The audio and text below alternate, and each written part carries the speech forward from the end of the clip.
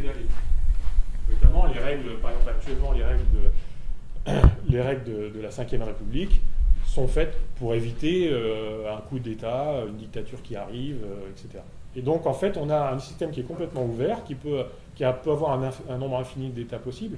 Je pense que Giuseppe vous parlera un petit peu de ce type de système plus tard. Mais par-dessus, on crée, nous les humains, un système symbolique qui est là pour dire en gros dans quelle zone on veut rester. Et ce système symbolique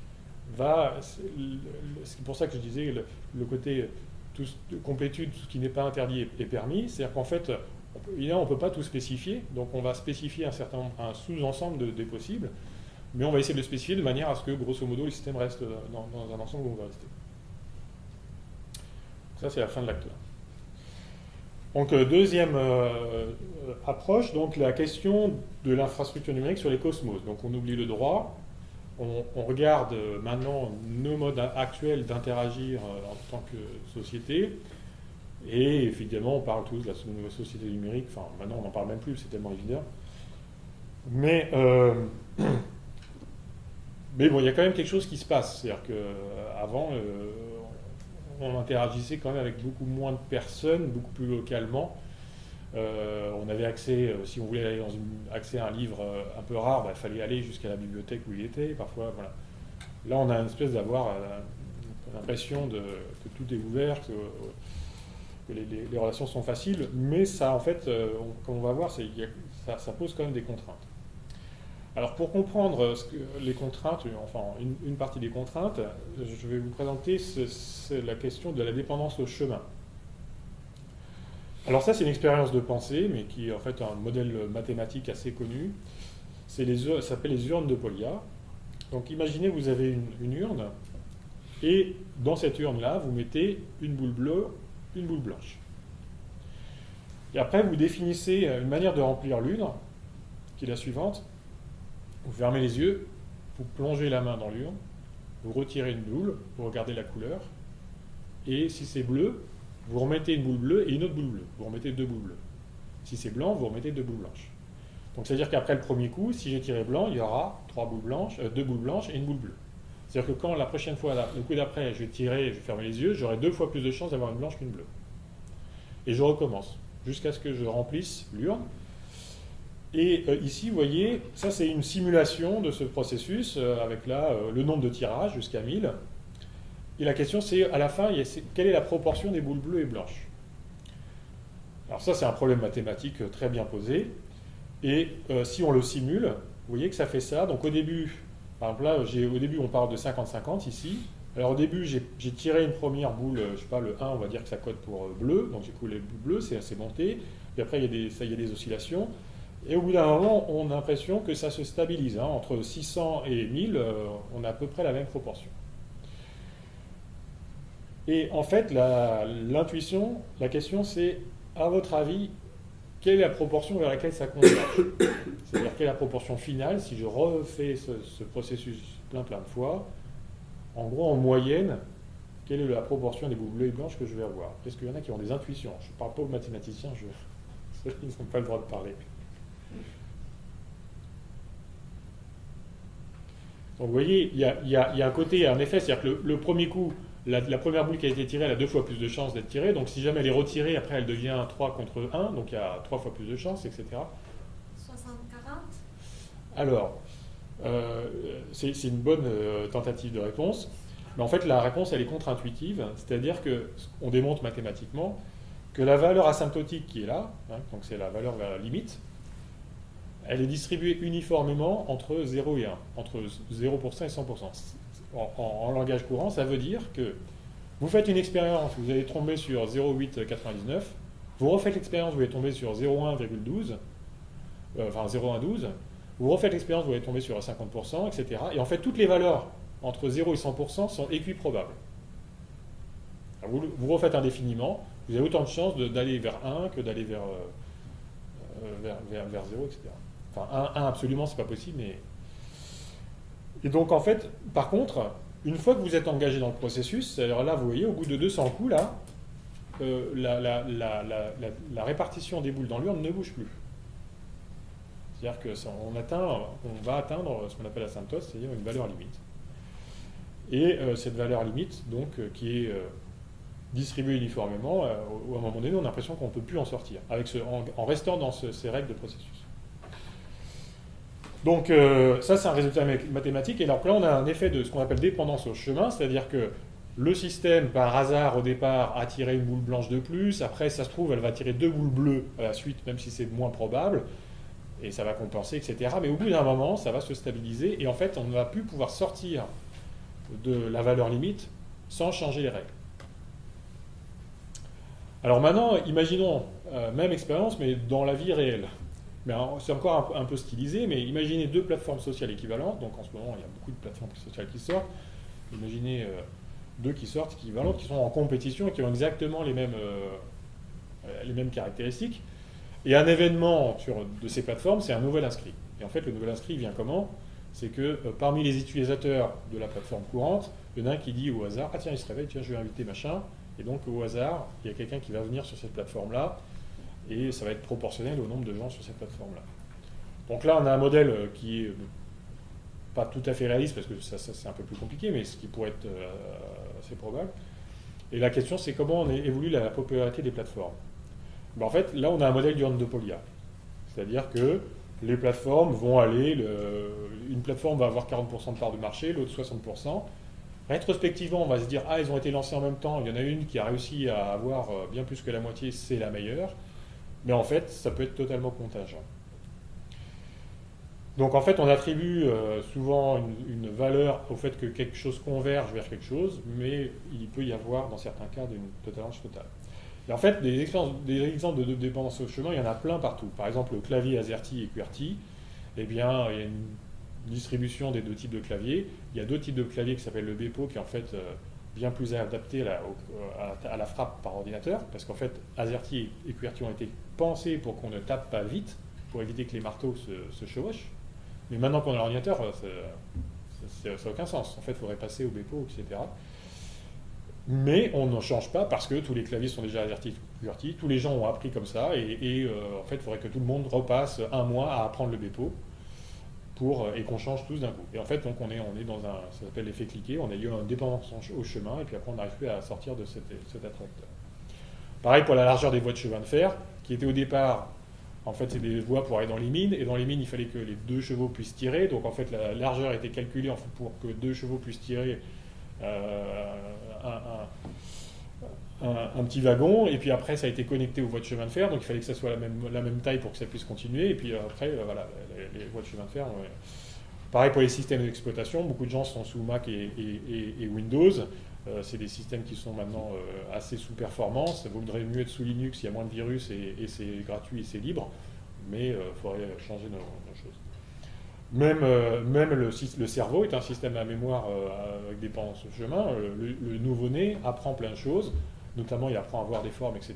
Puis au bout d'un moment, la plasticité diminue. Et donc après, on a certaines choses qu'on peut acquérir jeune et qu'on ne peut plus acquérir plus vieux.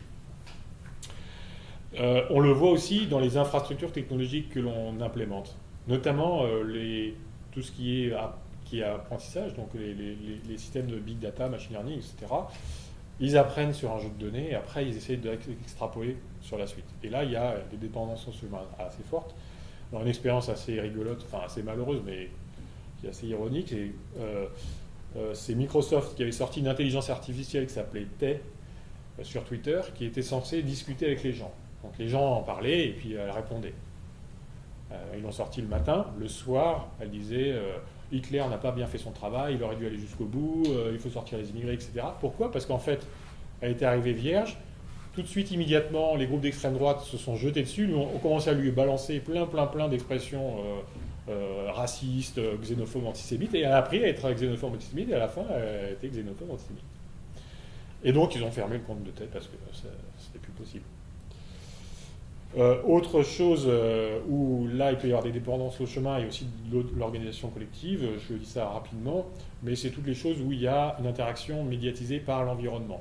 Typiquement, par exemple, les fourmis, pour faire des chemins comme ça, bien droits, qui vont aller trouver le plus court chemin vers une source de nourriture, dépose dans l'environnement une substance chimique qui s'appelle la phéromone. C'est une substance qui est volatile.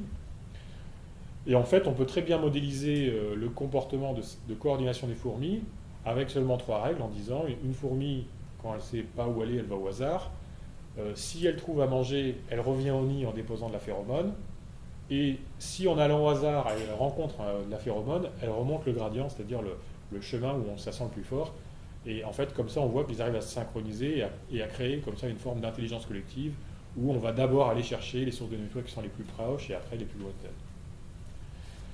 En fait, les stigmergies, c'est un phénomène très intéressant parce que sur le web, c'est plein de phénomènes stigmergiques. Si vous pensez à Wikipédia, par exemple, Wikipédia, ça a été une encyclopédie qui a été construite en quelques mois, alors que avant, les Britannica, etc., prenaient plusieurs années. Ça a été construit de manière complètement décentralisée. Les gens laissaient un article, et après d'autres gens pouvaient reprendre cet article et le modifier sans connaître l'auteur d'origine. C'était complètement médiatisé par l'environnement. Et il y a eu un phénomène de coordination très très fort, et personne n'y croyait, et Wikipédia maintenant est le premier site, quasiment l'un des premiers sites consultés, dans les 10 premiers en tout cas, consultés sur Internet.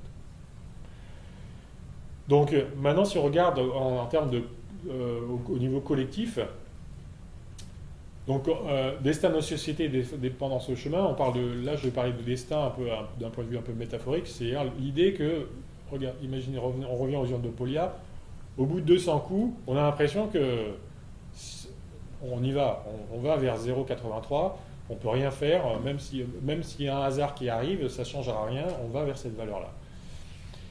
Alors, il y a un échange qui est tout à fait intéressant, qui a été rapporté par Jean-Pierre Dupuis, qui était directeur du CREA, maintenant il est professeur à Stanford, qui était un échange entre Ivan Illich, qui est un penseur de la contre-productivité, et John von Förster, qui était donc l'un des penseurs de la seconde cybernétique, donc qui a donné lieu à l'étude de tous les systèmes auto-organisés, apprenants, etc. Alors, en fait, c'était un séminaire où Illich parlait donc de contre-productivité, il parlait des phénomènes où un système échappe au contrôle des hommes, qui y prennent part, et qui va être détruit par les moyens mêmes qui est censé le servir. Alors, il donnait comme exemple la médecine corrompt la santé, trop d'antidépresseurs détruit la santé, l'école bétifie, le transport immobilise parce qu'il y a trop de voitures, du coup ça fait des embouteillages, du coup il vaut mieux prendre le vélo, les communications rendent sourds et muets, avec les Walkman on devient sourd, etc., etc. Les flux d'informations détruisent le sens, on a tellement de mails au bout d'un moment qu'on n'arrive même plus à y répondre et qu'on rate des choses importantes. L'alimentation industrielle se transforme en poison, la vache folle, donc on a plein d'exemples comme ça. Et donc, Hans von Förster, qui écoutait ce commentaire d'Illich, a fait une conjecture. En fait, alors ça, c'est les propos rapportés par Jean-Pierre Dupuis, qui assistait à cette conférence. Donc, il dit, en fait, ce que vous essayez de décrire, c'est un rapport de causalité circulaire entre une totalité, donc une collectivité humaine, et les éléments qui la composent, les individus. Donc il dit les individus, alors ça c'est un schéma un peu générique, les individus sont liés les uns aux autres d'une part, donc, parce qu'on échange, on s'influence les uns les autres, et on est lié à la totalité d'une part, parce qu'on reçoit de la part de la totalité un espèce de champ moyen, si on sait que la majorité des gens vont voter Macron par exemple, ça va faire une certaine pression sociale. Et les liens entre les individus peuvent être plus ou moins rigides, donc le terme qu'il emploie c'est trivial, mais ça veut dire quand la relation entre une personne et une autre est rigide, ou la rigidité s'accentue, c'est-à-dire que la connaissance du comportement de l'un permet de mieux déterminer la connaissance du comportement de l'autre. Particulièrement quand les gens sont complètement suiveurs, la rigidité est absolue. Si par exemple sur Twitter, à chaque fois que moi je tweete quelque chose, un autre compte le retweet immédiatement, sa rigidité avec moi, c'est 1. Parce qu'il est complètement... je peux le... Voilà. Et donc plus les systèmes sont triviaux, moins par définition la connaissance du comportement de l'un d'eux apporte d'informations à l'observateur qui connaît déjà le comportement des autres. Si je sais que tout le monde suit Marine Le Pen, par exemple, dans son parti, si je connais le comportement de Marine Le Pen ou le comportement de l'un d'eux, parce que je sais qu'il suit Marine Le Pen, alors je connais le comportement de tout le monde. Et donc la conjecture, c'est la suivante. C'est plus les relations interindividuelles sont triviales, plus le comportement de la totalité apparaîtra aux éléments individuels qui la composent comme doté d'une dynamique propre qui échappe à leur maîtrise. C'est-à-dire que plus on est couplés les uns aux autres dans des actes mimétiques ou quoi, plus on a l'impression que le comportement collectif, on n'a absolument aucune prise, on peut même essayer de se coordonner localement, ça ne changera rien.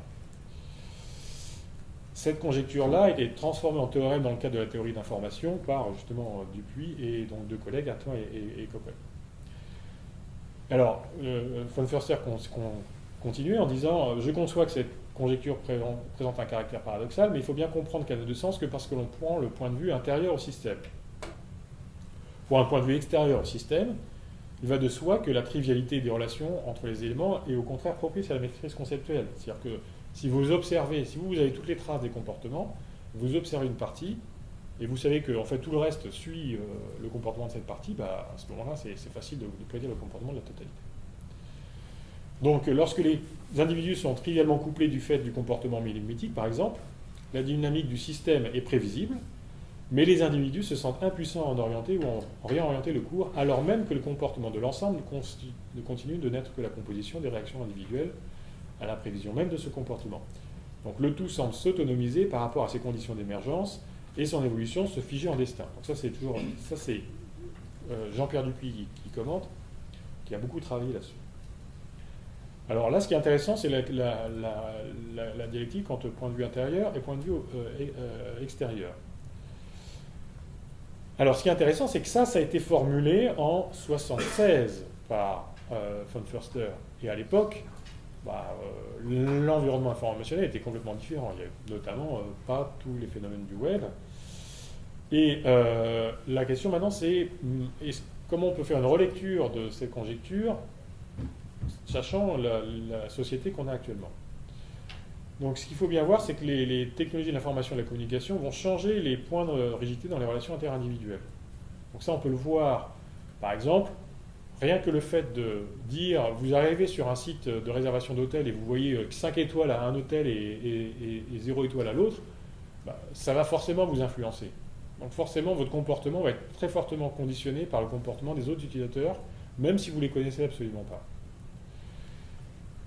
Sur Twitter ou sur Facebook, vous avez des méthodes de partage. Donc vous avez quelqu'un qui dit quelque chose. Quand quelqu'un dit quelque chose, vous parlez et vous le répétez à quelqu'un d'autre. Vous allez le répéter avec vos mots, vous allez le reformuler. Là, sur les réseaux sociaux, vous avez la capacité de juste le copier, le transférer à quelqu'un d'autre de manière complètement identique. Donc la diffusion d'informations sur ces médias, enfin un mode de diffusion en tout cas, est complètement différent. C'est juste un flux de choses complètement identiques qui va se propager entre différentes personnes, et donc là on va avoir une certaine forme de rigidité.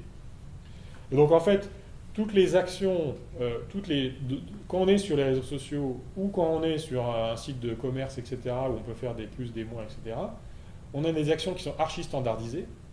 Après, souvent on peut mettre un commentaire, mais la plupart des gens font surtout des plus, des moins. Donc on a des actions qui réduisent énormément le sens qu'on peut donner à sa contribution, mais la contrepartie, c'est que du coup, le sens va beaucoup plus loin et se propage à un nombre beaucoup plus grand de personnes. Donc, la conséquence, c'est que donc, si on prend la conjecture de von Förster au sérieux, comme vraiment pouvant s'appliquer au social, la conséquence serait que plus vous renforcez la rigidité, et plus les dynamiques collectives sont contingentes et moins prédictives a priori, c'est-à-dire que vous avez un système, par exemple, vous dites je vais lancer le référendum sur l'Europe, eh bien, plus vous avez de rigidité, moins vous pourrez prédire à l'avance les pourcentages avant tout débat. Par contre, il y a, comme la rigidité renforce la dépendance au chemin, une fois que le processus est enclenché, et si vous avez toutes les données des premières actions, là, vous pouvez mieux prédire. Donc ça, c'est la deuxième partie, c'est que les dynamiques sociales deviennent plus facilement manipulables et plus prédictibles pour qu'ils arrivent à avoir un point de vue extérieur.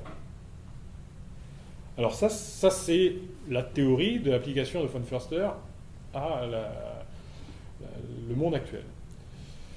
Alors maintenant, si on essaye de voir vraiment l'expérience actuelle, les facteurs de rigidité dans la société de l'information, j'en ai parlé, il y en a plein en fait. Donc, typiquement, la recommandation personnalisée, c'est une espèce de rigidité avec soi-même de son passé, c'est-à-dire que Google analyse tout ce que vous avez fait dans le passé et va vous personnaliser l'information qui va vous être proposée. Et donc en fait, si à un moment donné, par exemple, vous étiez très engagé dans un mouvement politique, eh ben, vous allez avoir plus de mal à en sortir parce que tout ce qui va être proposé va être lié à ce truc-là, en termes de publicité. Alors que si vous désactivez ces choses-là, vous pourrez avoir une diversité plus grande et éventuellement plus de chances de dévier vers autre chose. Il y a aussi la recommandation indirecte. Vous allez sur un site comme Amazon, on vous dit, vous achetez un livre, on vous dit « Ah, mais tu devrais aussi acheter ça et ça et ça ». En fait, comment ils font? Ils regardent votre trajectoire, de préférence, vous avez acheté tel et tel livre dans telle ou telle collection. Ils regardent les gens qui ont des trajectoires similaires, ils extrapolent. Et ils disent bah, « En fait, vous n'avez jamais interagi avec Marie, mais vous avez la même trajectoire que Marie. Donc en fait, on va vous proposer les mêmes choses que Marie. Donc en fait, ça crée un couplage entre ce qu'a fait Marie et ce que je fais moi, mais sans que je connaisse Marie. Et ça, c'est très fort. Il faut voir, donc il y a des études comme ça, on vous montre que 70% des internautes font confiance aux recommandations en ligne et maintenant d'inconnus. Si vous arrivez dans une ville que vous ne connaissez pas, ou vous ouvrez un site de recommandation d'hôtel, ben vous n'allez pas choisir l'hôtel qui a 0 étoile. Vous allez regarder ceux qui ont 4-5 étoiles et vous faites grosso modo confiance. Si en plus les gens sont parmi votre connaissance, là, le taux vous montre à 90%. Et il faut bien voir que pour un site comme Netflix, donc à l'époque, là c'était en 2013, c'était 90% de la VOD aux États-Unis, 60% des achats sont consécutifs à une recommandation. 60% des achats sont suite à une présentation des 3 qui potentiellement devraient vous intéresser. C'est énorme. Ça veut dire qu'en fait, vous livrez un système. Alors au niveau individuel, bon, ça peut être pratique, hein, parce qu'on découvre des choses intéressantes, mais ça veut dire qu'au niveau d'une population d'un pays entier, vous livrez un système algorithmique, le choix de déterminer si les choix doivent être plus divers ou moins divers, etc. Et en fait, les conseils de marketing disent comment ajuster ces algorithmes de recommandation, suivant que vous voulez épuiser vite vos stocks, ou que vos clients prennent des abonnements, etc.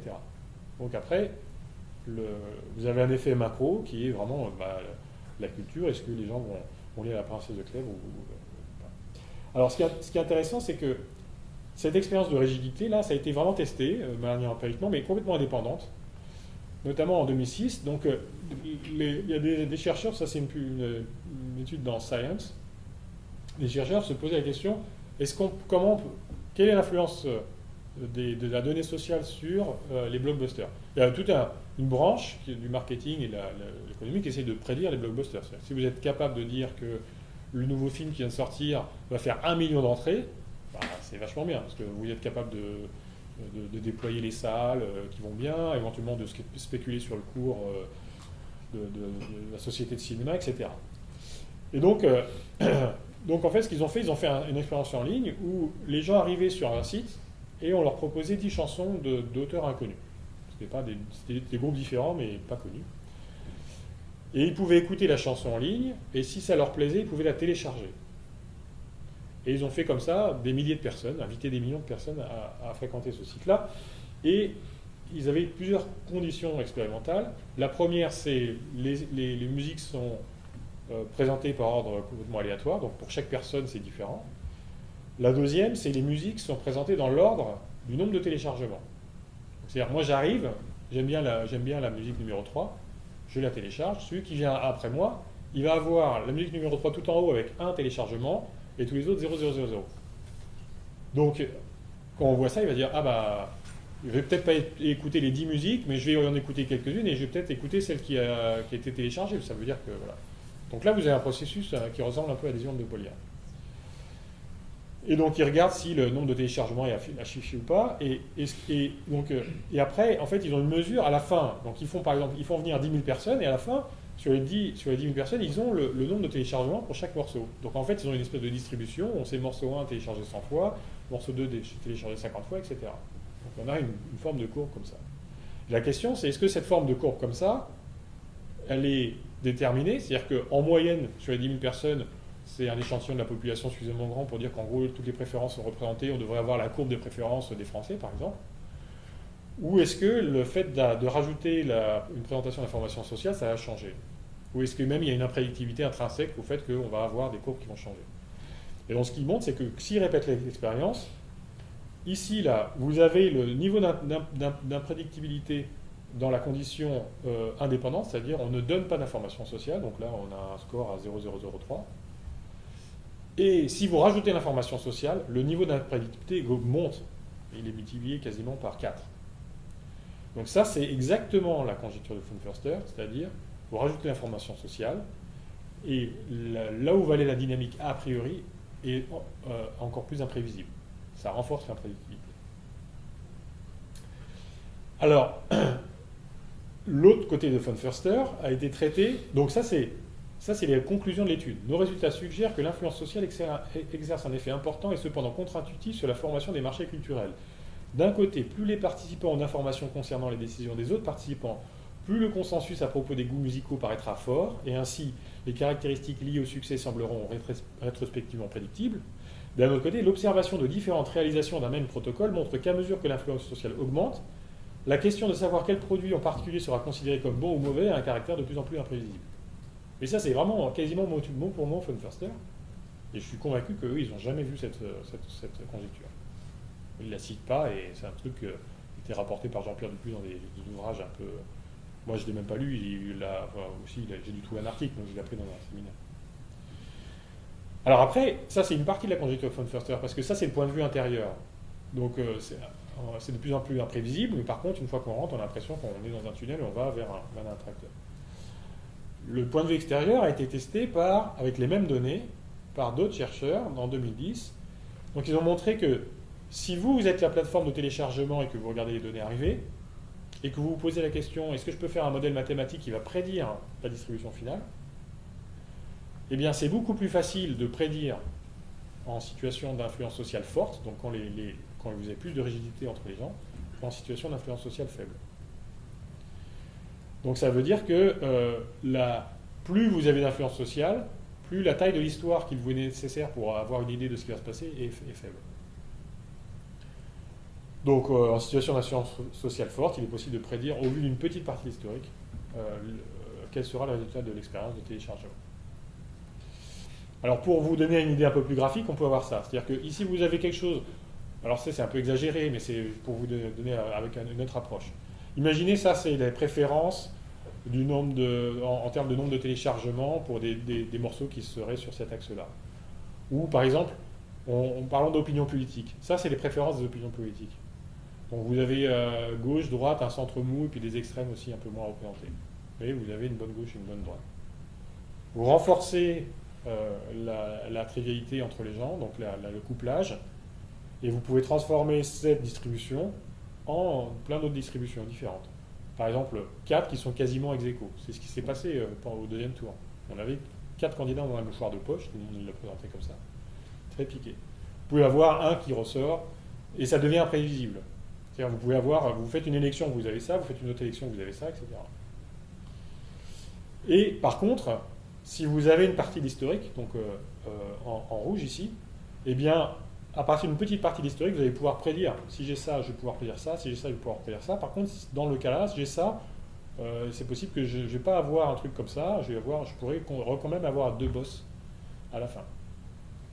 Donc ça, c'est vraiment les deux parties. Et la conséquence de ces couplages d'interaction sociale, c'est qu'on va, entre différentes réalisations d'un même processus, par exemple 2 élections différentes, on pourra avoir 2 distributions des formes de soutien. Mais par contre, une fois qu'on on s'est engagé sur un chemin, eh ben on va y rester. Donc la dépendance au chemin est beaucoup plus forte. Donc ce qu'il faut bien comprendre, c'est que par les rigidités qu'elles introduisent, les infrastructures contraignent très très fortement l'évolution culturelle. Et ce n'est pas une question de bien ou mal, c'est comme ça. Et on a vu plein de phénomènes où il y a des espèces de trucs qui prennent des ampleurs planétaires, on se demande pourquoi. Par exemple, moi un truc qui m'a vraiment impressionné, il y a un braconnier qui a tué le lion Cécile. Donc c'était un des rares représentants de l'espèce de lion noir, je crois. Enfin bref. Et au même moment, il y a eu un massacre de Daesh, je ne sais plus où c'était en Afrique. Et un massacre très important. Et alors le lion Cécile, il a commencé à y avoir une vague de soutien, ça a fini projeté sur le World Trade Center, en image en grand, en disant arrêtez de braconner, tuer les espèces. Et au même moment, le massacre, qui était aussi quand même quelque chose d'important, bon, ça n'a pas fait trop les médias. Et donc on a parfois comme ça des dynamiques d'intention qui vont être complètement renforcées, peut-être distordues, et avec des grands mouvements. Mais aussi, ce qui est intéressant de comprendre, c'est que ceux qui arrivent à avoir un point de vue suffisamment extérieur, c'est-à-dire qu'ils peuvent avoir les données des différentes prises de décision au cours du temps, auront un très fort pouvoir pour influencer les dynamiques. Et ça, c'est toute la stratégie des GAFAM. C'est-à-dire que la stratégie des GAFAM, c'est de reconfigurer votre paysage perceptif. Au lieu de vous allez passer des heures dans un truc où vous allez voir un bouton à gauche, le truc qui clignote là, et ils vont vous montrer les amis qui correspondent à leur algorithme, etc. Donc vous allez passer des heures là-dedans pour recueillir des données sur à la fois vos comportements, et pouvoir prédire ce que vous allez faire, et puis pouvoir anticiper. Et après, tout leur modèle économique, c'est la publicité. C'est-à-dire qu'ils sont capables d'anticiper, au vu de votre historique, ce que vous allez acheter. Et en fait, plus ils arrivent à avoir d'informations sur vous, s'ils recoupent les mails, les agendas, votre navigation, ce que fait Google, eh bien, je peux mieux prédire quel sera l'impact d'une présentation de publicité d'un produit. Et donc, là, c'est vraiment le point de vue extérieur. Alors maintenant, acte 3, la nouvelle donne informationnelle. Donc là, je vais vous parler d'une expérience qu'on a faite, et qui est en cours d'ailleurs, qui s'appelle le politoscope, qu'on a faite pendant le présidentiel. Alors, donc ces réflexions justement sur les questions d'influence sociale, d'astroturfing, j'en ai pas parlé d'ailleurs, mais c'est d'autres techniques, c'est l'astroturfing, je crois que j'ai des slides après, mais la technique c'est de dire, bon, on va tirer parti de cette rigidité pour en fait vous faire croire qu'il y a une foule qui adhère à une cause et faire en sorte que cette croyance-là vous entraîne vers cette cause-là. Donc typiquement, par exemple, il y a énormément de sites commerçants où vous voyez 5 étoiles, mais ces 5 étoiles, ce n'est pas des vrais gens qui les ont mis. C'est des gens qui sont payés, qui habitent en Inde, qui sont payés pour faire des copier-coller, et que quand vous arrivez, ben vous dites « Ah bah oui, d'accord, il y a plein de gens qui ont aimé ça, je vais y aller ». Et donc ça, c'est... Alors ça, c'est... La technique d'astroturfing est vieille, hein, les gens, avant, ils appelaient au téléphone, etc. Mais maintenant, ça s'industrialise. Et c'est vraiment essayer de démultiplier la présence en ligne, soit par des gens qui sont payés pour se faire passer pour des vrais gens, soit même par des robots, c'est-à-dire des programmes informatiques qui vont retweeter machin, faire un post sur Facebook, faire un post sur tel site de commerce en ligne, et qui vont comme ça faire croire qu'il y a toute une activité de gens qui approuvent tel produit, alors qu'en fait, voilà. Donc, comme j'avais un peu travaillé là-dessus, et qu'il y avait quand même commencé à y avoir des problèmes sur les élections, donc j'ai lancé ce truc politoscope pour les présidentielles 2017 françaises, parce que j'étais sûr qu'il y allait y avoir des coups. Des coups de tentatives de manipulation pendant ces élections. Et puis on a vu, il y a eu le Brexit, il y a eu Trump. En fait, tout ça, c'est vraiment du même contexte. Donc ce qu'on a fait, c'est que là, on s'est concentré sur Twitter. Alors pourquoi Twitter? Parce que c'est la première chose, c'est qu'on s'intéressait à la politique, et maintenant tous les hommes politiques sont sur Twitter, et pendant une campagne, ils se servent vraiment de ça pour diffuser toutes leurs idées. Hein, donc il y a plus de 80% des leaders qui ont des comptes Twitter et qui s'en servent pour communiquer sur ce qu'ils font, ce qu'ils veulent. Notamment Hollande qui a annoncé qu'il ne renouvellerait pas son mandat sur Twitter. Et donc maintenant, et par ailleurs, cette plateforme est une plateforme relativement ouverte au sens où Twitter vous propose des outils informatiques pour aspirer les contenus. Donc si vous êtes intéressé à ce que dit François Hollande, par exemple, eh ben vous faites un bouton et tous les jours vous allez avoir dans votre boîte mail ou dans WhatsApp tout ce qu'a dit François Hollande automatiquement. Donc nous on a utilisé ces outils-là pour dire on va suivre un grand nombre de personnalités politiques, en grosso modo de l'ordre de grandeur de 3000, et on va suivre tout ce qu'ils disent, tout ce qui se dit sur eux, tout ce qu'ils relaient sur Twitter. On va essayer de comprendre, à travers ce prisme de Twitter, comment s'organise une campagne présidentielle sur le long terme. On a commencé en juin 2016, et le truc est encore en cours, mais on a publié vraiment, pour l'instant, vraiment sur la période présidentielle. Donc ça, c'est le dispositif technique, je ne détaille pas, mais c'est juste pour que vous compreniez bien. Donc on a ces canaux informatiques qui nous permettent de dire « je veux suivre X », et après on attrape tout ce que X dit sur A, tout ce que Y relaie quand X dit quelque chose sur A, tout ce que un Y ici qu'on ne suit pas dit parce qu'il mentionne X dans son tweet, et tout ce que X dit sur Y. Donc ça fait beaucoup d'échanges. C'est-à-dire que sur ces 3000 comptes qu'on a suivis, là, 3200 comptes, ça varie parce qu'on en ajoute au fur et à mesure. En gros, sur les 9 mois, 10 mois avant la présidentielle, donc de août au 8 mai, on a collecté 60 millions de tweets et il y avait 2,4 millions d'utilisateurs uniques impliqués dans ces échanges, qui parlaient autour de ces 3000. Donc ça fait pas mal. Alors quand vous avez ça, qu'est-ce que vous pouvez faire? Alors vous pouvez faire ça. Alors, attendez, vous pouvez faire. Je vais juste prendre la version que je peux zoomer comme ça sera mieux. Voilà. Donc ici, là vous avez un beau dessin là. En fait ici, ce que vous avez, chaque point ici, c'est un compte Twitter.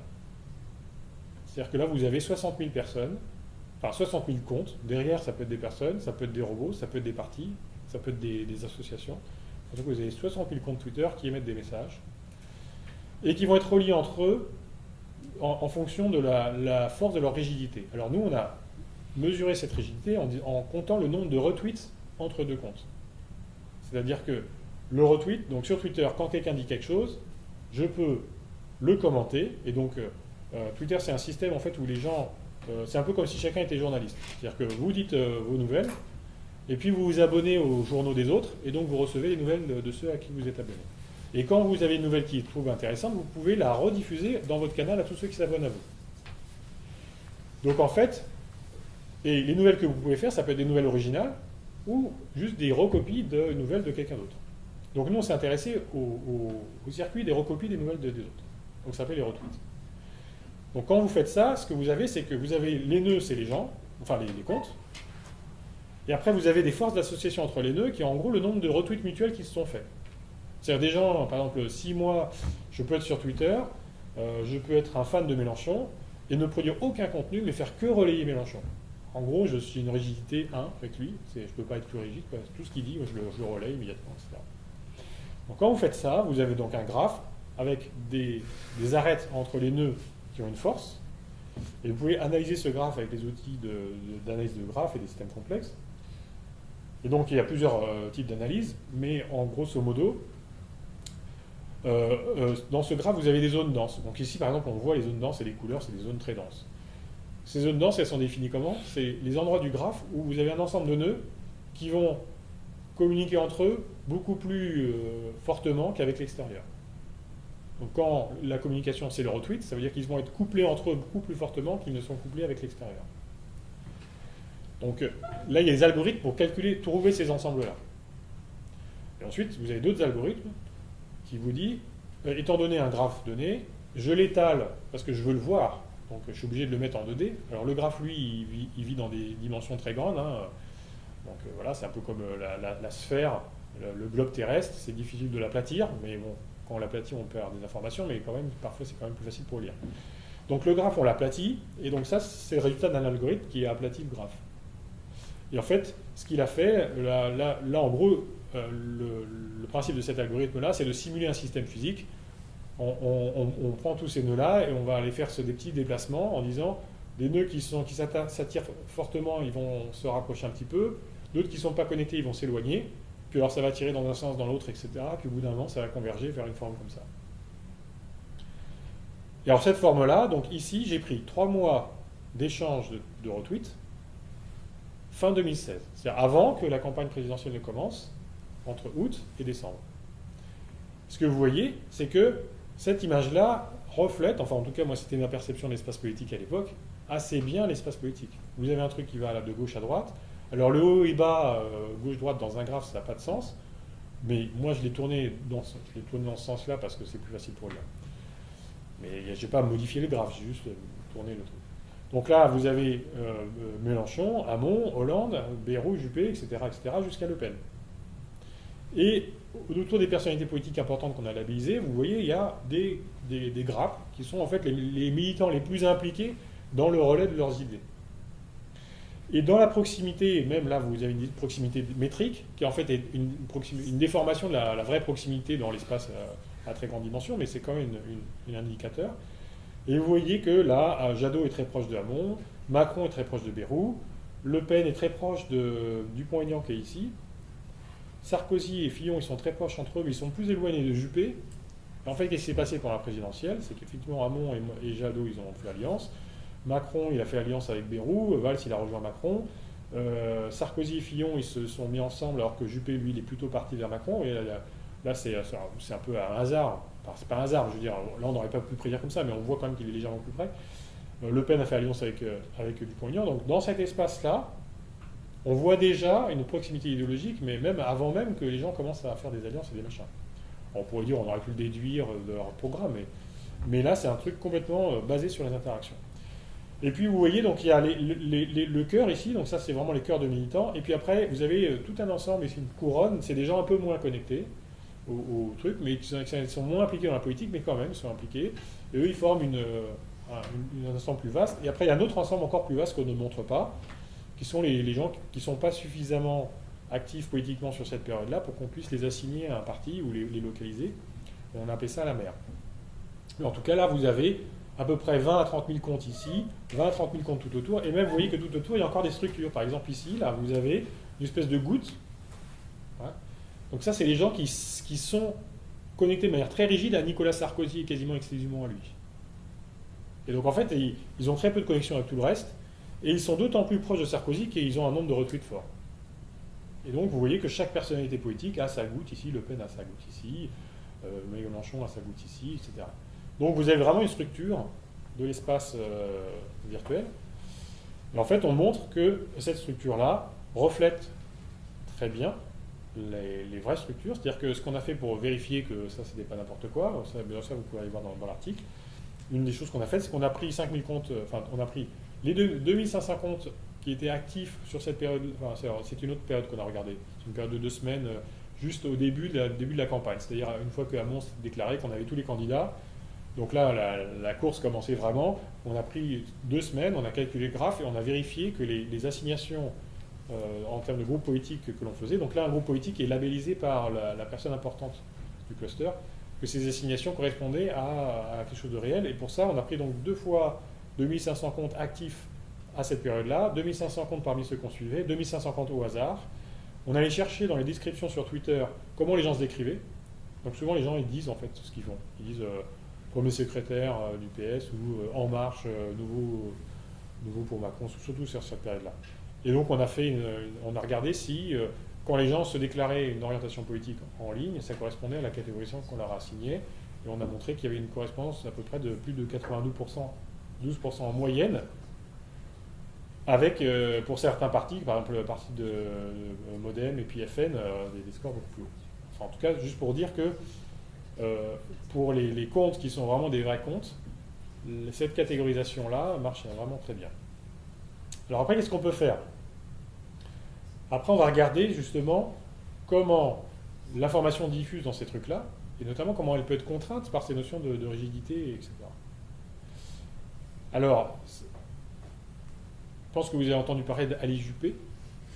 Donc, je rappelle, Ali Juppé, sobriquet donné à Alain Juppé, pour le faire passer pour un méchant salafiste islamo-gauchiste.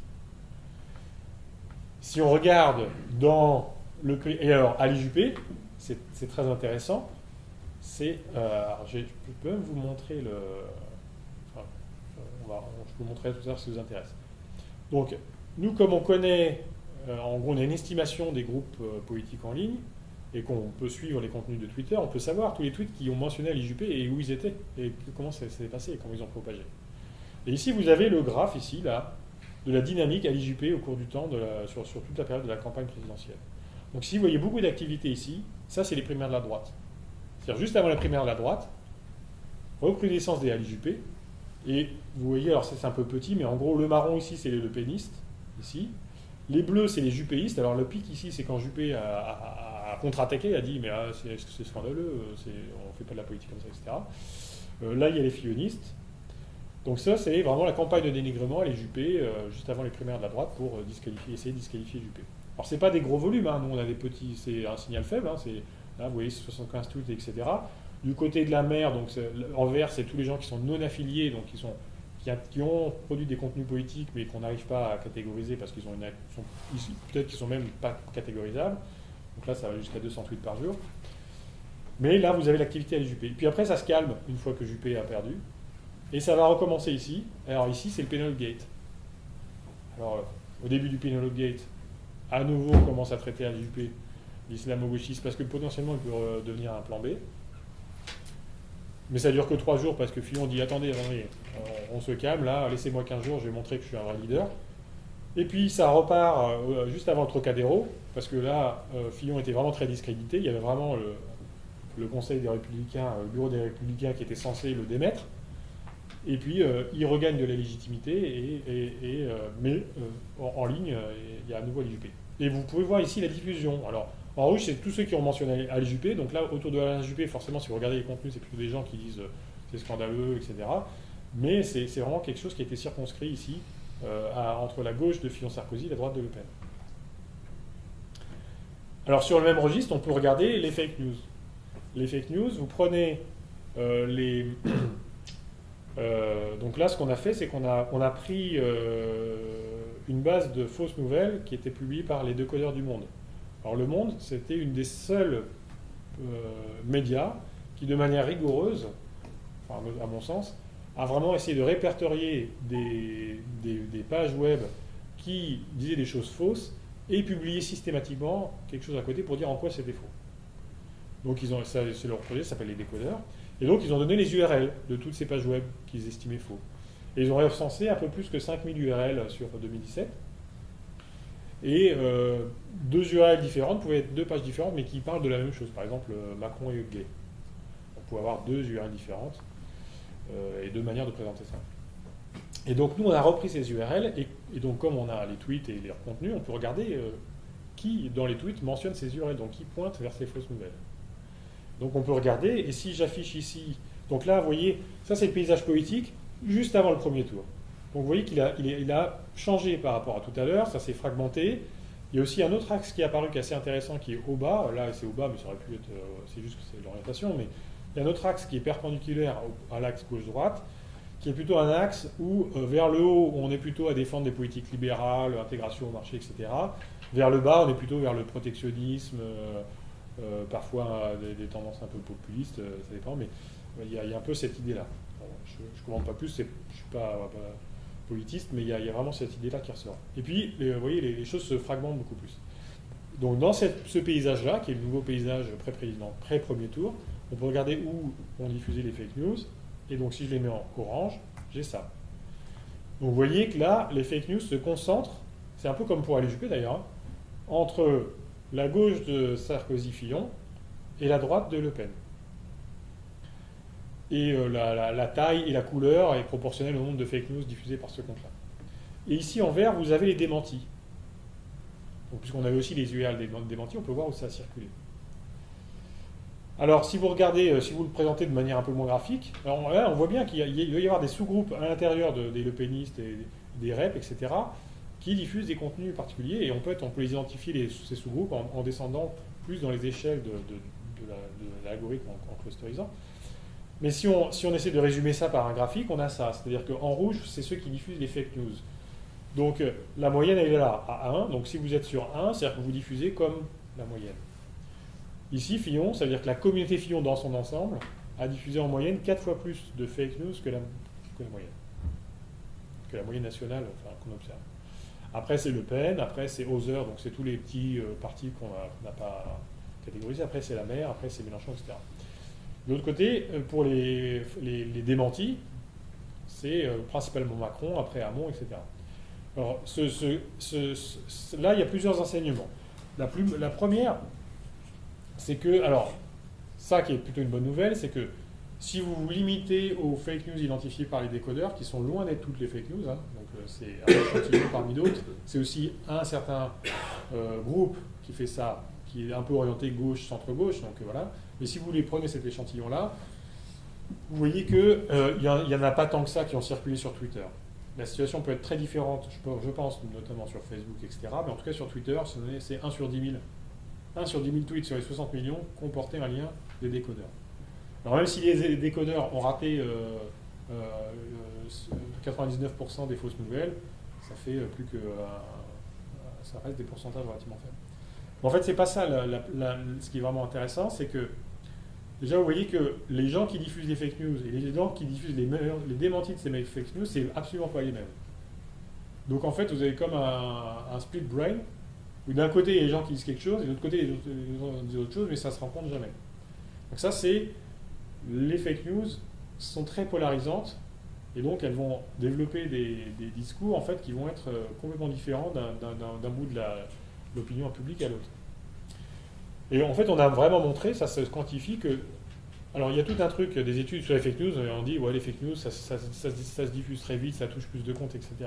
Mais si on passe au niveau macro des structures sociales, ça reste vrai au niveau micro, mais quand on passe au niveau macro, ce qu'on voit, c'est qu'en fait, elles diffusent plus localement. Diffuser plus localement, c'est-à-dire que même si elles peuvent toucher plus de monde, en moyenne, elles vont diffuser très très localement. Et ça, c'est hyper important, parce que ça veut dire, déjà, si par exemple vous êtes médecin et que vous souhaitez une maladie, si vous avez des bactéries juste dans le petit doigt, c'est pas pareil que si elle est diffusée dans tout le corps. Vous ne pouvez pas traiter pareil. Mais en plus, le fait que, ce qu'on a montré, c'est que les fake news diffusent plus localement que leurs démentis, qui eux-mêmes diffusent beaucoup plus localement que les news standards. C'est-à-dire qu'il y a ce qu'on appelle l'effet de chambre d'écho, c'est-à-dire le fait que certaines informations circulent en boucle dans certaines communautés, est différentiel en fonction du type de news, et que les fake news, les fausses informations, c'est celles qui polarisent le plus. Donc là, on voit l'intérêt d'inonder un espace public avec de fake news, si on veut le fragmenter, parce que une partie de l'attention va être monopolisée par ces types de news particulières, et les gens vont commencer à avoir des lectures complètement différentes de la réalité, et ça va devenir complètement fragmenté. L'autre chose, l'autre effet, effet d'astroturfing dont je parlais tout à l'heure, vous avez tous entendu certainement parler des Macron Leaks. Donc les Macron Leaks, c'est quoi? C'est 3 jours avant un scrutin, alors que la période de réserve arrive, on va donner une information potentiellement explosive. On a téléchargé, volé les emails des campagnes d'Emmanuel Macron, et dedans il y a des choses potentiellement compromettantes. C'est dans le titre, hein, Macron Leaks, si c'est des fuites, c'est quelque chose qu'on veut cacher. Et donc on va le diffuser 3 jours avant un scrutin pour essayer d'influencer l'opinion. Nous on l'a observé, alors ici par exemple, là vous avez le deuxième tour de la présidentielle. Là c'est les communautés politiques qui relaient les Macron Leaks. Donc vous voyez ici c'est le nombre de tweets, là vous avez 53 000 tweets, donc et c'est en cumulatif, hein, donc ça veut dire vous sommez au cours du temps, ça veut dire que là, la communauté Le Pen, au jour de l'élection, elle a diffusé 53 000 tweets liés au Macron Leaks. C'est celle qui était la plus virulente. La communauté Fillon en a diffusé à peu près un peu plus de 20 000. Et si vous regardez le vert, qui est la mère, donc ça veut dire tous ces comptes qui sont un peu moins affiliés, là vous en avez 200 000 en 3 jours. À l'échelle de notre observatoire, on ne capte pas tous les tweets, etc., c'est énorme. En fait, ces 200 000 là, si vous demandez d'où ils viennent, eh bien, ce que l'on voit, c'est que la page que je vous montre là, c'est des gens qui se sont rencontrés 2 jours après l'élection de Marine Le Pen sur un forum qui s'appelle 4chan, qui est un forum américain fréquenté par l'extrême droite. Et c'est un forum où les gens sont anonymes. Ils se rencontrent, ils discutent, et après, la page est effacée. Et donc 2 jours après l'élection de Marine Le Pen, il y a quelqu'un qui est arrivé sur le forum et il commence comme ça. Alt-right everyone, our golden queen has won the first round and must now face her final opponent, Macron-Antoinette. Donc déjà, ils annoncent la couleur, ils sont pro-alt-right. Okay. On va aider Marine Le Pen. Et qu'est-ce qu'ils disent? Ils disent total mémoire. Donc le même, c'est vraiment ce truc-là qui va se propager de compte en compte de manière virale, donc c'est-à-dire en exploitant les rigidités entre les gens. Le fait on trouve ça marrant, puis je vais le passer avec quelqu'un d'autre, et qui va en fait au final va avoir une influence sur les personnes. Et donc ils ont passé une journée à discuter, enfin une journée je sais pas, mais un peu plusieurs heures à discuter de comment il faut faire. Et donc, ils se donnaient des conseils. Et donc, ils disaient, voilà, les fillonistes, il faut leur parler d'immigration et du terrorisme. Et donc, il faut produire des photos de Macron qui dit l'immigration est inéluctable. Alors, on dit pas, on fait pas la fin de la soirée ce qu'il dit parce que le contexte climatique, etc., on va avoir des réfugiés. On dit juste ça. Et à côté, vous mettez une image du Bataclan avec tous les gens blessés. Et on dit écrit, est-ce que vous pensez que ça sera un bon président pour les prochaines années? Et donc, on va cibler les gens et envoyer aux fillonistes ces trucs-là. Aux mélenchonistes, on sait qu'ils n'aiment pas l'Europe et la finance, alors on va montrer Macron, salon d'automobile, en train de tester une Ferrari, etc. Et donc, ils avaient des techniques pour cibler des populations particulières et essayer de les influencer, 3 jours avant un scrutin.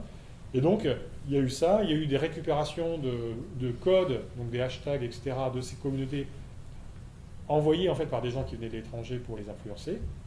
Et il y a peut-être eu, mais ça, on sait qu'il y a eu, notamment pendant le Brexit et lors de Trump, des publicités ciblées sur Facebook. C'est-à-dire qu'une autre facette de ces choses numériques, c'est que comme maintenant une partie de la population, Facebook c'est quand même 2 milliards de personnes. 2 milliards de personnes qui passent quelques heures par jour ou par semaine sur Facebook, c'est juste vertigineux. Facebook, sur ces 2 milliards de personnes, sait quasiment tout. Vraiment quasiment tout. C'est-à-dire qu'il sait où ils habitent, à quel moment ils se sont séparés de machin, quels sont ses copains, qu'est-ce qu'il a aimé, qu'est-ce qu'il a liké.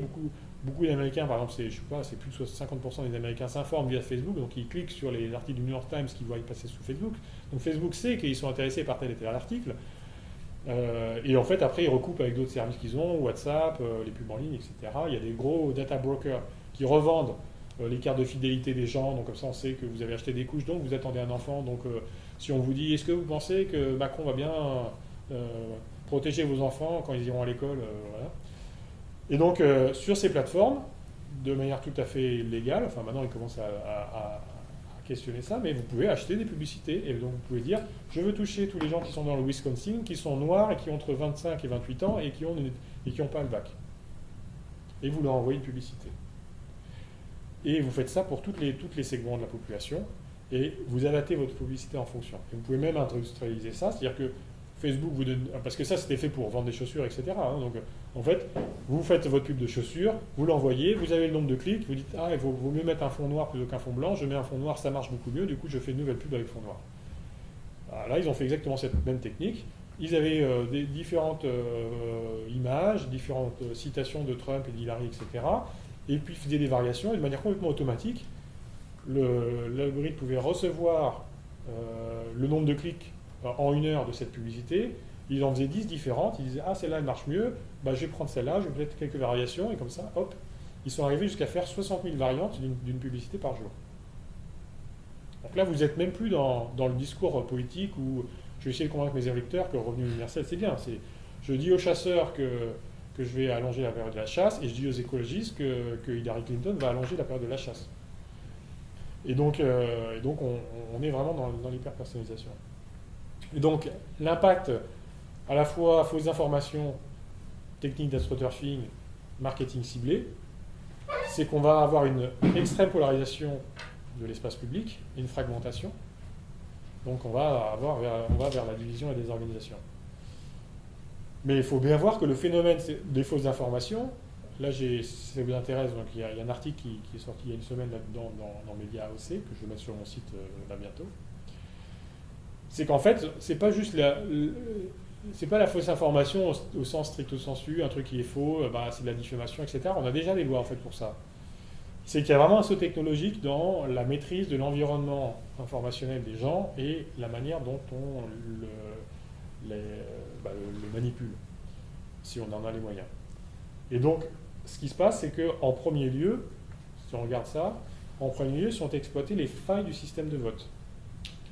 Et ce qu'on voit, le Brexit, Trump, Bolsonaro, même chez nous, puis Orban, Salvini, etc., mon interprétation, c'est qu'en fait, le système de vote dont on sait qu'en fait, c'est des mauvais systèmes, parce qu'on a le paradoxe de Condorcet, le théorème d'Arrow, qui nous dit qu'on ne peut pas agréger bien des préférences et qu'il y a toujours des incohérences. Eh bien, ces nouvelles techniques exploitent ça, et donc en créant de la division, vous pouvez faire passer quelqu'un qui en fait n'a pas l'assentiment de la majorité.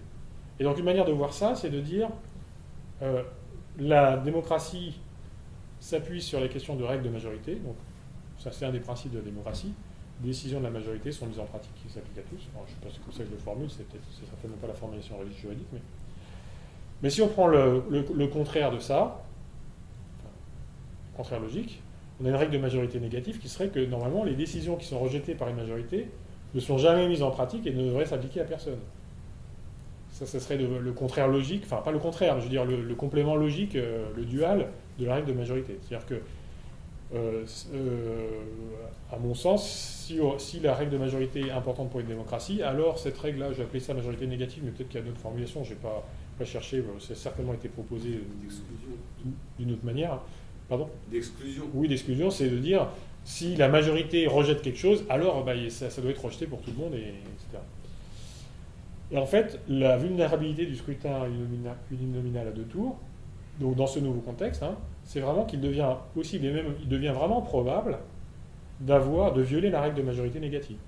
C'est-à-dire que au premier tour, vous fractionnez l'électorat et donc vous vous retrouvez avec 4 candidats ou 5 candidats à peu près à 17%. Donc en fait, ceux qui étaient traditionnellement extrémistes et qui n'arrivaient pas à passer la barre des 17%, en fait ils se retrouvent avec échos avec tous les uns et tous les autres.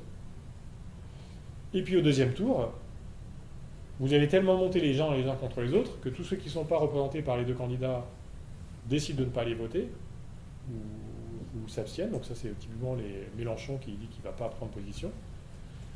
Et même après, dans ce vote-là, vous avez une extrême polarisation et quand l'un est élu, l'autre moitié de la population le déteste. C'est vraiment ce qui se passe aux États-Unis, c'est ce qui se passe au Brésil. Et donc on a un clivage. Et en fait, si vous vous demandiez maintenant entre Hillary et Trump, en fait, s'ils avaient été, vous revenez en arrière et dans les primaires de la droite et de la gauche, enfin des républicains et des démocrates aux États-Unis, au début c'était pas forcément les favoris. En fait, ils ont joué de ça. Et donc je pense que le phénomène des fake news, c'est vraiment un symptôme plus qu'un problème en soi, c'est de la nature du cosmos. Si on regarde, pour reprendre ce terme-là, moi j'aime vraiment bien, si on regarde la société humaine dans ses interactions, etc., on a vraiment complètement changé la manière dont on interagit, les canaux, etc. On a renforcé les points de rigidité quelque part, d'autres on les a diminués. On a aussi renforcé la capacité à agir sur ces points-là. Et donc le droit d'un pays qui est en fait le fruit d'une lente évolution, qui tient compte de la manière dont on interagit. Et enfin, même d'ailleurs, aux États-Unis, le fait que l'élection a lieu un mardi, c'est parce qu'à l'époque, il fallait donner le temps de voyager jusqu'au centre de vote. Et donc, on tient en compte vraiment les déplacements des gens, la manière dont ils communiquent. Et bien tout ça est en train de changer énormément. Et le droit ne va plus arriver à réguler, comme il le souhaitait, ce cosmos. C'est-à-dire que la nature de ce cosmos va dépendre de la nature des interactions sociales. Et comme celle-ci a vraiment radicalement changé, et là je rappelle juste les dates de création de ces trucs-là qui maintenant nous dominent complètement. Comme 98, c'est pas vieux, c'est 20 ans. Facebook, c'est 2004. Les premiers à utiliser Facebook, c'est Barack Obama dans sa campagne, 2008. 4 ans après. Voilà. Twitter, c'est 2006. On a des trucs qui sont extrêmement rapides, qui vont complètement reconfigurer la manière dont on interagit les uns avec les autres. Et de l'autre côté, vous avez des règles juridiques qui ont été pensées en fait pour un monde où on interagit différemment. Et donc potentiellement, ça peut poser problème. Donc une question que je pose, vous qui êtes juriste, c'est comment on fait pour rester dans la partie... Parce que moi je vois vraiment ma perception du droit, c'est peut-être naïf, mais c'est qu'en gros, on essaye de rester suffisamment ouvert pour que ça puisse évoluer, il y a l'interprétation des juges, etc. Mais quand même, on a un cadre suffisamment fermé pour dire on reste dans le cadre des sociétés démocratiques ou de la République, etc. Mais là, potentiellement, ce rôle un peu de contenant du droit commence à être perdu parce que les modes d'interaction sont différents. Donc voilà, je termine là-dessus. Je crois que j'étais largement suffisamment long. Je pense que là, on peut discuter. Alors là, juste sur les questions de manipulation et de vote, Là, il y a 2 articles vraiment récents qui sont vraiment au grand public, c'est pas du tout, c'est vraiment accessible. Et donc dans le premier, je détaille les techniques de manipulation, et dans le deuxième, donc je parle de ces manipulations du vote. Et en fait, actuellement, moi, je fais partie d'un collectif qui s'appelle Mieux voter, qui défend un mode alternatif de vote qui s'appelle le jugement majoritaire, parce qu'en fait, on sait depuis pas longtemps, c'est-à-dire depuis 2003-2004, qu'il y a des méthodes de vote qui échappent au paradoxe d'Arrow, qui échappent à la question du vote utile. Et en fait, c'est vraiment récent. C'est-à-dire que en 2000, j'ai un souvenir, je sais pas, je crois que c'était en 2004 ou 2005, je suis allé à Santa Fe, donc un grand centre système complexe aux États-Unis, et il y avait un prix Nobel de chimie qui faisait un cours, qui faisait un exposé sur le vote, et expliquait le paradoxe d'Arrow, etc., etc. Et puis il a dit, bon, bah donc du coup, en gros, c'est inéluctable, notre système de vote, on ne pourra jamais avoir un système de vote correct. Et moi, j'avais connu cette méthode qui s'appelle le jugement majoritaire, qui a été développée par Michel Balninsky et Rida Laraki, c'était CNRS à l'École Polytechnique à l'époque. Et donc je connaissais parce c'était le labo juste au-dessus de moi, ils avaient invité les gens à participer à des expériences, et ils avaient montré que maintenant on peut échapper à ce paradoxe-là. Et donc en 2000 et quelques, donc j'étais beaucoup plus jeune que maintenant, et donc je levais le doigt, je dis mais vous savez que maintenant il y a des nouvelles méthodes, on peut échapper au paradoxe d'Arrow. Et ils m'avaient dit mais non, c'est pas possible. Les organisateurs étaient revenus, mais quel toupet vous avez de contredire un prix Nobel. Et après, ils m'avaient envoyé un mail parce qu'ils avaient vu la tendance. Ils avaient dit ah oui, vous avez raison. Maintenant, il y a une nouvelle méthode de vote et on peut faire différemment. Et en fait, c'est tellement l'idée que on peut pas voter autrement. Enfin, on peut voter avec des points, des machins, mais que de toute façon, il y aura les mêmes défauts. Et tellement fortement dans nos mentalités qu'on ne le questionne même plus. Mais en fait, je pense que c'est vraiment une piste pour essayer de s'adapter en fait à ces nouveaux contextes. Enfin, voilà, je m'arrête là. Bon, ça va, on s'arrête là. On a de quoi faire, on a de quoi réfléchir. Merci beaucoup. Alors, c'est vraiment dommage qu'on ait perdu un peu de temps au départ, mais en même parce que c'est extrêmement intéressant, et je crois qu'on a exactement là l'exemple, le cœur. Je ne suis pas surpris d'ailleurs de ce qu'on veut faire dans ce séminaire de droit et mathématiques. Parce que vous avez soulevé des tas de questions. Je ne vais pas toutes les reprendre, mais il y a plusieurs points. Premier point, ce qui est intéressant avec la révolution numérique, c'est que ça nous oblige tous à visiter des moments du raisonnement, des présupposés du droit, par exemple, qui sont rarement visités, qui sont rarement retravaillés. Alors, l'opposition Cosmos-Taxis, c'est bien sûr une opposition qui est très propre à Hayek, mais d'une manière générale, le droit renvoie à des choses qui ne sont pas nommées par les juristes, mais qui sont, par exemple, l'idée de régularité. L'idée de régularité, je pense que la régularité telle qu'elle est comprise en common law par la tradition américaine, qui veut dire en gros, on considère que la société sécrète elle-même sa propre régularité et que le juge, c'est la grande théorie de la common law, le juge découvre la loi, sous-entendu, le juge découvre les régularités qui ont fait leur preuve de pacification sociale et de justice dans la société. Ce que vous nous avez montré, c'est à quel point ces régularités sont perturbées, comme on parle des perturbateurs endocriniens, c'est-à-dire qu'elles sont perturbées, c'est-à-dire que leur génération sociale est perturbée à cause de l'intervention, du parasitage des réseaux sociaux. Vous voyez ce que je veux dire? Oui, enfin, c'est perturbé par rapport à un État qui Enfin, après, il faut voir l'état naturel. Peut-être que le nouvel état naturel, c'est les réseaux sociaux, mais effectivement, elles sont en Oui, tout cas modifiées.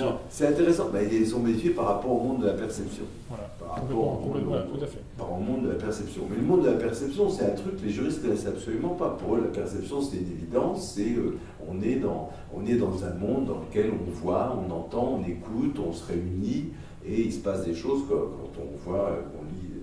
Alors, et c'est tout ça qui est perturbé. Mais on ne peut pas comprendre cette perturbation si on ne visite pas et si on ne reprend pas des choses qu'on n'avait jamais nommées. Ben, c'est un premier point.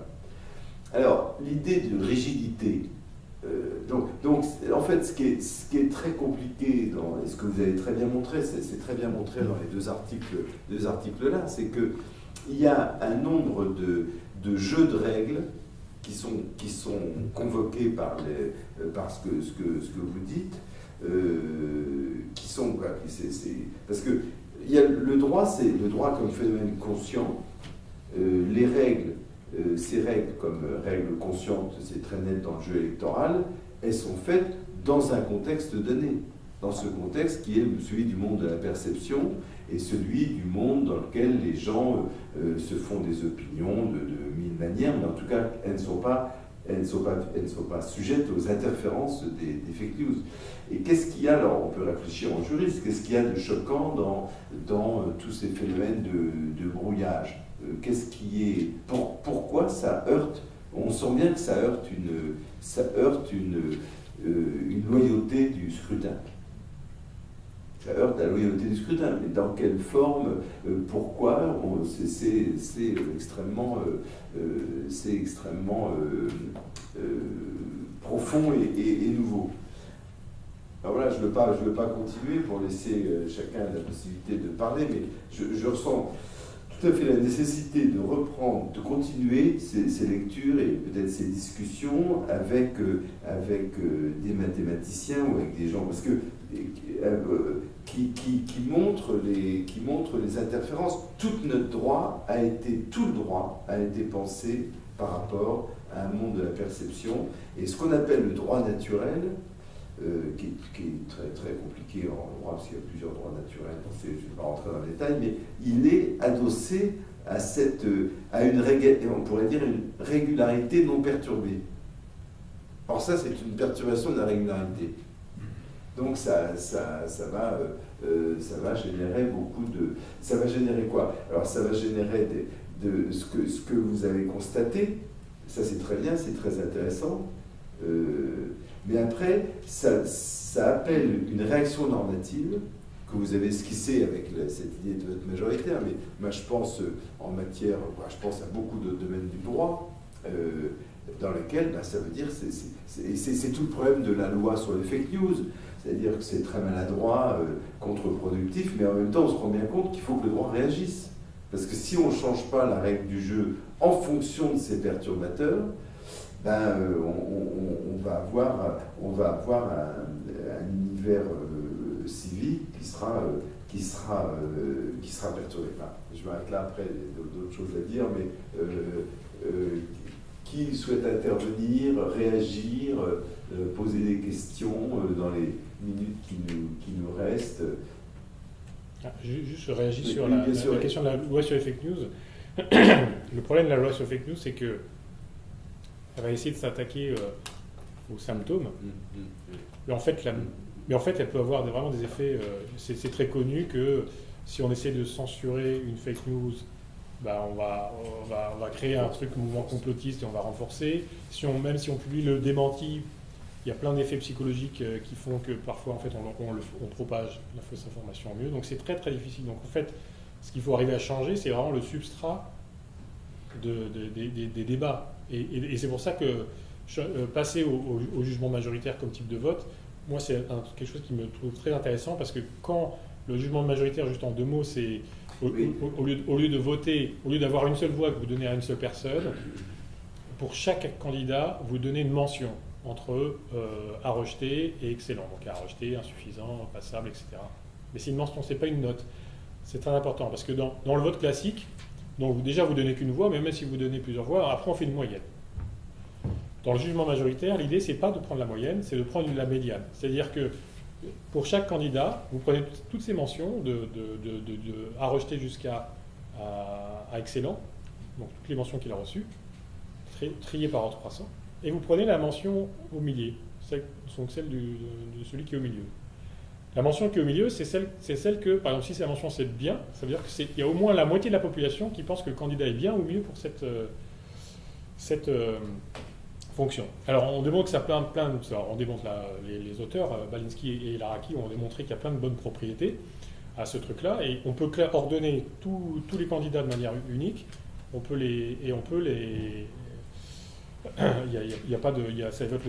évite le vote utile, etc. Mais en fait, ce qui est intéressant, c'est fondamentalement, ça contourne le paradoxe d'Arrow parce que ça utilise la fonction médiane. Et en fait, la médiane se comporte différemment de la moyenne. Si par exemple Bill Gates rentre dans la salle ici, le salaire moyen explose, le salaire médian, quasiment pas.